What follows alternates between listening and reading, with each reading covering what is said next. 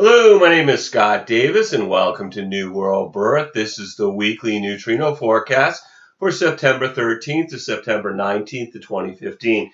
And on September 13th, we have the sun. You can see it denoted right here by this black circle with a dot, and it is in Virgo. It's also in the 47th hexagram, and on the outside of the wheel, we've got the chop mark for the 47. Numbered from bottom to top, the 47 goes yin, yang, yin, yang, yang, yin. And then the 47th hexagram is mapped to an opening in an energy channel called a gate. And right here we have the 47th gate of realizing oppression, a restrictive and adverse state as a result of internal weakness or external strength, or both. It's located in the Ajna Center in a collective abstract energy path in the sensing circuit called the channel of abstraction, a design of mental activity mixed with clarity that connects to its harmonic, the 64th gate of confusion. Before completion, transition, like birth, requires a determined strength for the passage through. And I found human design to be amazingly accurate in describing the person that I use as my primary tool when I provide readings. And we've got the following activated gates on September 13th. We have the sun in the 47 with the earth in the 22. The north node is in the 46 with the south node in the 25. Mercury is slowing down as it's going to be turning retrograde on the 17th during this week. It starts the week in the 48th hexagram and gate. Venus is in the 7. Mars is in the 4. Jupiter is in the 40th gate. We've got Saturn in the 14th gate. Uranus is retrograde in the 51st gate. Neptune is retrograde in the 37th gate, and Pluto is retrograde in the 38th gate. And obviously not every gate activation forms a channel, but this information can be very helpful if you know your own human design chart, because some of these transits will form channels with potentials in your personal body graph. And the neutrino forecast is really just a weather report, and no matter what the weather, your individual strategy and authority is the correct choice to have an authentic experience regardless of the program. As Ra Uru said, whatever the weather is going to be, you have your neutrino umbrella. As long as you're experimenting with your strategy and authority, the weather's for your pleasure. And as we begin the week, we've got two channel definitions due to the transit field. With the south node in the 25 and Uranus in the 51, we have the channel of initiation, a design of needing to be first until November 29th, where we might experience some sort of leap into the unknown. This is an individual channel that empowers through the courage to take a chance on something unknown and deal with the consequences afterwards. Obviously, following your strategy and authority will help you to determine if this initiation is correct for you, or if faced with multiple possibilities to experience a quantum shift, which ones, if any, are correct for you. But in the mundane world, we're likely to see people become more competitive, pushing the boundaries, getting outside their comfort zone, which will be shocking to themselves and others as they feel the wonder of their own unique experience. And I've been seeing this being played out in political events and also, just all kinds of things on a local, national, and global stage here. If you experience people acting unpredictable during this time period, recognize this is a conditioning force that will eventually move on. But it could seem that folks are less in balance while experiencing this foreign energetic. And with the defined ego center, and of course 70% of us do not have a defined ego center, this could affect folks without a defined heart center to feel as if they have something to prove or make promises or commitments that are not correct for them. The defined G center could influence folks without to obsess about where they're headed, where they might find love. This is also individual circuitry, so it brings with it melancholy that is best used in some type of creative activity. And then we also have Jupiter in the 40th hexagram and gate. and Neptune is in the 37. So we've got the channel of community until October 3rd. This definition brings the energy where people will wonder where they belong in the scheme of things and then try to live that out. It will be a time of thinking about marriage and family as the foundation of community. Fairness becomes more important under the influence of the channel of community. Balance becomes important in all aspects of life. People will explore how they fit into their community and on a mystical level where they fit into the universe and what is their true purposes. And, we've already talked about the defined ego center influencing people to make promises or feel like they have something to prove. The defined solar plexus, would affect those who do not have an emotional definition. It brings that unfamiliar wave of emotions, and perhaps it could lead to acting confrontational. The way to really know what's correct and what your direction is and what you should be doing is going to come from following your strategy and authority. We're going to be looking at the sun's Ravi Ching line values daily because 70% of the neutrinos we receive come from the sun. And as Ross said in Living with the Program, the lines of the day, when he was talking about these daily shifts of line values, he said we can always take advantage of the themes of the day. If your strategy and authority doesn't lead you in that direction, you can always notice how the program's affecting others in your environment. So let's get started. September 13th begins with the sun up in the fourth line of the 47, which is described as repression, the constraints of external oppression exalted, the strength of identity that even in times of the most powerful oppression can maintain its resources and to some extent ensure their survival for the benefit of others. A sense of identity that can be maintained despite external conditioning. Detrimented when robbed of its light, the moon is lost in darkness, barely able to nourish itself, let alone others. The identity overwhelmed by external conditioning. And fourth line days, what the themes we talk about are friendship, companionship, networking, social interaction, things of that nature. But then later on the 13th, the sun then moves up into the fifth line, so leaving the opportunist line, moving into the heretic line of, again, 47th hexagram at 4:55 p.m. Eastern Daylight Time. The sun in the 47.5 is described as a saint. This position has a special significance, and here no planet is in detriment. Exalted the gift in time of oppression to maintain without hypocrisy a harmonic relationship with one's oppressors while providing aid and succor to the oppressed. Realization at its most exalted, acceptance of the weight of the abstract process and the grace that naturally follows. No polarity detrimented, no planet detrimented. Fifth line days are really about projection, and the projection moves from positive to negative. And so, positive would be they could do it, they're the perfect person from it. But then if the person doesn't do it, can't do it, doesn't want to do it, for whatever reason, that expectation is not met. That's when the projection turns negative. That's when the person gets punished. That's when the heretic gets tied to the stake. And so, fifth line days, we talk about it being about suspicion, but also universalization, where something spreads very rapidly, like a YouTube video or a Facebook post or whatever that goes viral. Sometimes we associate paranoia with the fifth line day, which impacts the nature of relationships. But as I've said before, if they are projecting on you and you're not meeting their expectation, and then the projection turns negative and they become out to get you, then that's not really paranoia, is it? Seduction, I've also mentioned, being a theme of a fifth line day. Now, also on the 13th, Mercury moves from the 48 to the 57. So, you know, so it's moving just very slowly forward into the 57th gate, where it will turn retrograde and then back into the 48th gate next week.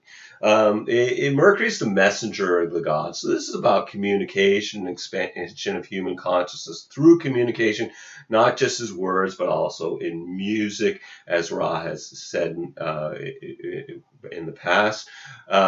What do you need to communicate in life? Well, we communicate the message of our design, Mercury, through the medium of our personality, Mercury, according to Ra. So what might be communicated with Mercury in the 57? Maybe intuitive insight that can penetrate to the core of the now. This is the gate of intuitive insight, the gentle, the extraordinary power of clarity. And Mercury is in the first line of the 57 because it is still moving direct. Which is confusion, exalted, the gift of penetrating the inner meaning that ensures timely action, the possibility of intuition penetrating to the inner meaning. Detrimented, where feelings are no substitute for clarity that can lead to indecision, the possibility that confusion will overpower the intuition. On the 14th, the sun then moves up into the 6th line, so leaving the heretic line into the role model line, again, of the 47. The sun is detrimented in the 6th line of the 47, which is futility, a difficult position where there is no exaltation. A detriment of the sun in detriment, where the strength of will alone may find a way to adapt and survive, but without hope of ever overcoming the oppression, life as an ordeal, stripped of realization. 6 line days, we're up here, we're on the roof of the hexagram, as I've said in the past. When you're on the roof of a building, we don't tend to look at the building we're standing on. We tend to look at what's going on in the neighborhood, what's down the road, what's on the horizon, what's beyond. And Ra talked about, not getting stuck with your head in the clouds, because you'll end up with something banging into your shins or your kneecaps. It's a day where there's a lack of focus on what's going on around us, because folks are looking beyond their immediate environment. And like third line days, there are certain dangers of not seeing a car coming, not seeing a bill coming, basically not being aware of things in the immediate environment, as we have more focus on the horizon, down the road, things of that nature. On the 15th, the sun then moves out of the 47. My poor Jupiter here is falling off here. And the sun moves into the 6. And the earth moves from the 22 to the 36. So we have that as the shift here. And so we've got the earth is in the 36th gate of crisis, the darkening of the light, the rule of cycles in which decline is natural but not enduring stage. And this shift happens at 3:06 p.m. Eastern Daylight Time. We've got the sun in the 6th gate of friction, conflict, the fundamental design component of progress, the law that growth cannot exist without friction. The sun in the first line of the 6th hexagram is retreat. The realization that wasting one's resources against overwhelming odds is not courage but folly, exalted the power of regeneration that can embrace retreat as a phase and not a failure. The emotional stability to accept conflict, detriment, the inferiority complex, where the retreat is experienced as personal weakness, emotional instability in times of conflict. And so we are in new hexagrams, and when we're in the first, second, third lines, this is the lower trigram. Those are days when we are more looking inward and absorbed in our own process. with the theme of the first line day being like a fear or an anxiety that needs to be investigated. So it's really a day to study, not to act, a day to look into things, not to jump, a good day to deal with things you don't understand, can't make sense of, or don't know. And then on the 16th, the sun then moves into the second line. So it leaves the line of the investigator, moves into the line of the hermit. Again, we're sixth hexagram. The shift is at 2:10 p.m. Eastern Daylight Time. The sun in the second line of the sixth is the gorilla. The ability to maximize an inferior position through timely contact and withdrawal, exalted aesthetic sensitivity and mental detail can find the weakest points. The sensitivity to find the weakest points in a conflict to exploit it emotionally. Detrimented the kamikaze, striking but moot. A lack of sensitivity that blunders into conflicts. And second line days, the hermit is about, waiting for something, waiting to be called, particularly called because of natural talents. Again, lower trigram, people are stuck in their own trip. So it's really not a great day to have a party or a big social event because no one's going to really want to come under that energy of the hermit. Also on the 16th, Mars moves and it leaves the 4. Looks like it's already left. And it moves into the 29.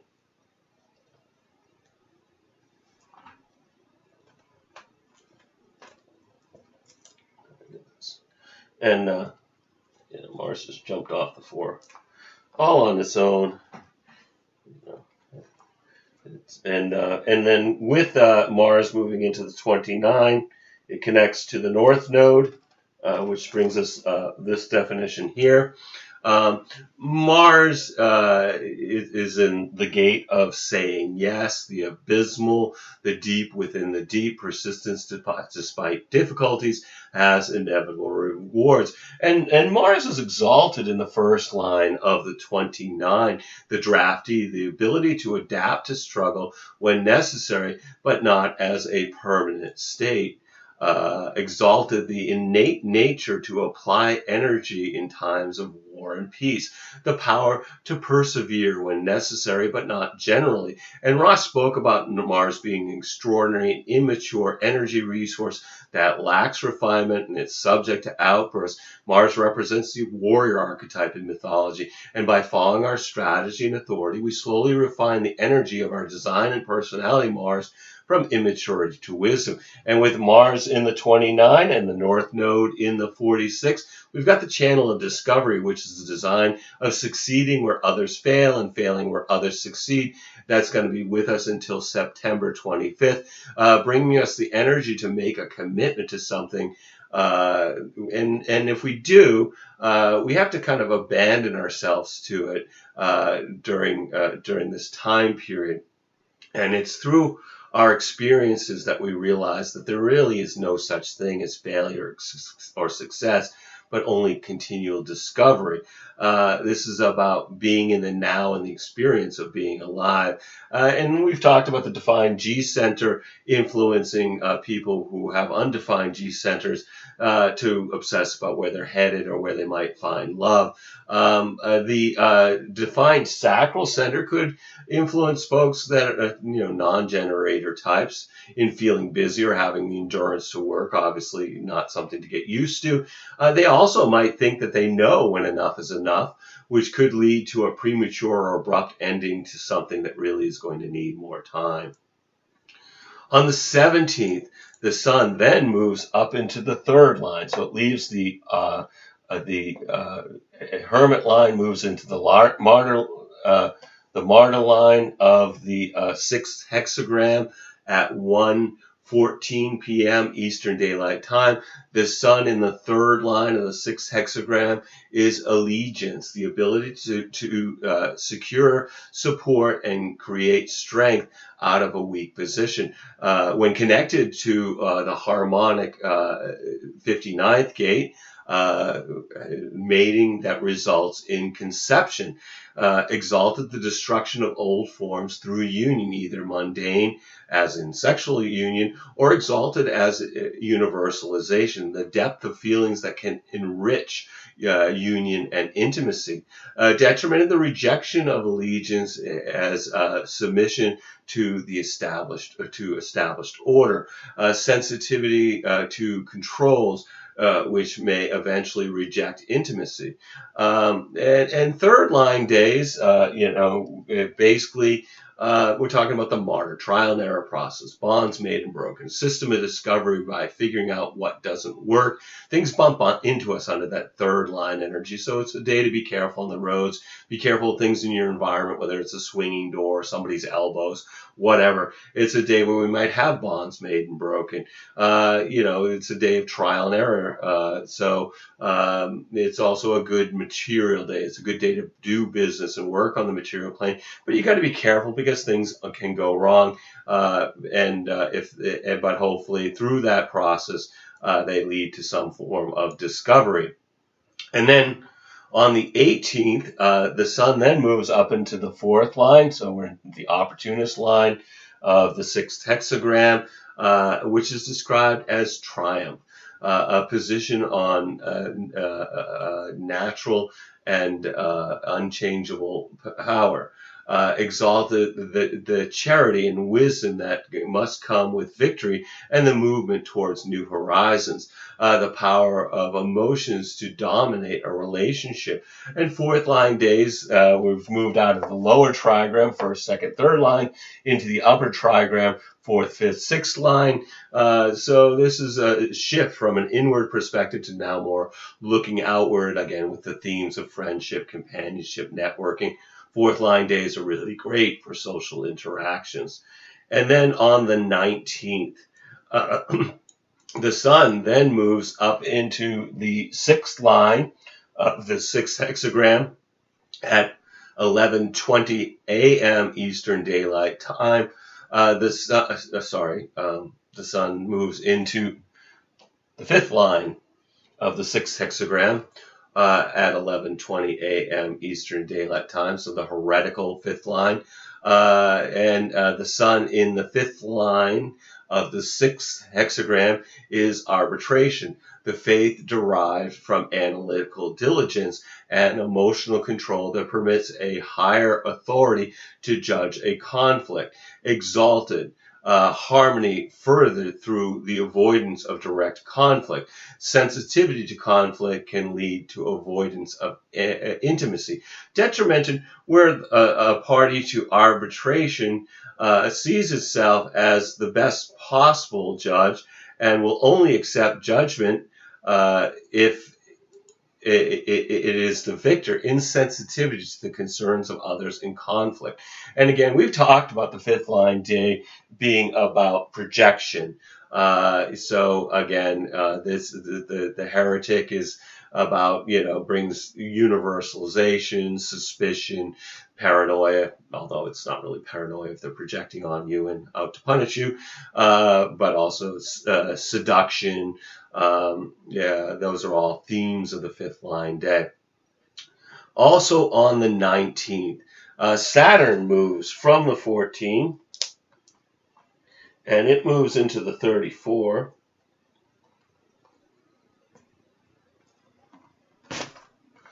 So, which brings with it another channel definition.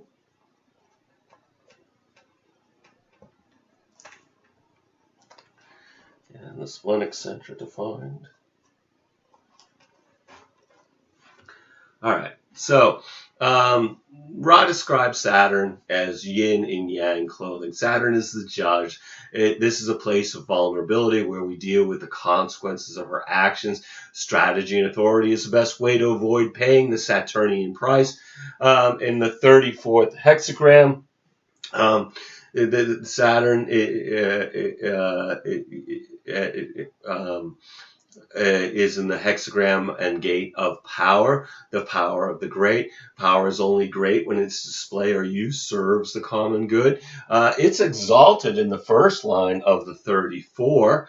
which is, excuse me, the bully. The indiscriminate use of power, exalted, the less negative, the resort to power as a manifestation of frustration, the energy to display power as a response to frustration. And with Saturn moving into the 34, we've got Mercury in the 57. Excuse me, we have the channel of power, which is the design of an archetype, which is going to be with us until September 21st. This channel brings an attunement to the body to have an accurate early warning system to something in the immediate environment. This increases our intuitive awareness through the power of sacral response. This may affect people in feeling on guard, and alert to any dangers in the immediate in the moment. This is an animal instinct to engage in battle or jump out of the way with a split-second response from our attunement to sound and vibration. People will be more in tune with what's being said from the tone of the speaker rather than the words spoken. Sometimes this is experienced as a coolness by others, but this is also an individual channel of survival, and it represents the archetype of what it is to be human. And again, the defined splenic center influences, well, it brings us intuition and well-being. But Ra warned that non-splenic people who don't have a defined splenic center, may let go of something that is good for them during a transit defining the splenic center. And again, we took sacral definition could influence us to feel busy if you're a manifester or a projector or a reflector, and having the endurance to work. Again, don't get used to it. And of course, as I said before, you may think you know when enough is enough, which could lead to a premature or abrupt end to something that really needs more time. So no matter what energies are conditioning you during the week, just remember this is experience about being a passenger that's riding in a vehicle driven by the magnetic monopole. Enjoy the scenery. Let the vehicle take you where you need to go through using your strategy and authority. Every day is a blessing no matter what dramas beckon to distract us. I believe we're all here giving the performance of a lifetime on this world stage. Just take some time to observe your play, watch your movie, as well as act your part. Remember, you're a spiritual being that's having a human experience. And as always, I want to thank you for checking out New World Birth. The next segment of the weekly neutrino forecast will be for September 20th. 2015 should be available on the 19th, when we'll continue to look at the influence of the heavenly bodies as they transit the hexagrams of the I Ching. And you can check us out on Facebook, Blogger, or YouTube. And I encourage you to share this information as videos or as text as widely as you choose. And I invite you to contact me at newworldbirth@yahoo.com if you have any questions or you wish to schedule a reading. And if you've been thinking about getting a reading, please contact me. I'd love to provide you a reading during these uncertain times. You'll need to be able to either call me in Maine in the USA, or we can connect with Skype to receive your reading. We're also accepting donations to keep these reports freely available. And again, you can contact me at newworldbirth@yahoo.com if you want to make a donation, or get a reading. These readings are epic. They tend to go 2 hours, sometimes 3 hours, sometimes 4 hours. Projector, what can I say? I don't know when enough is enough. But I feel, and also, channel of detail. But what I think is put together for you is a really nice way of looking at who you are through the human design reading, and then at some of the higher levels of compensation, what's going on in your life, what's influencing you through using astrological transits. Anyway, as always, I'm blessed that you've taken the time to connect with my passion for these ancient mysteries and their application to our journey during this incarnation. The light in me honors the light in you. Namaste. In Lakesh, as Ra would say, love yourself. And again, great gratitude, and look forward to connecting with you either in a reading, a future video, or, send me a message if you've got a question. All my best.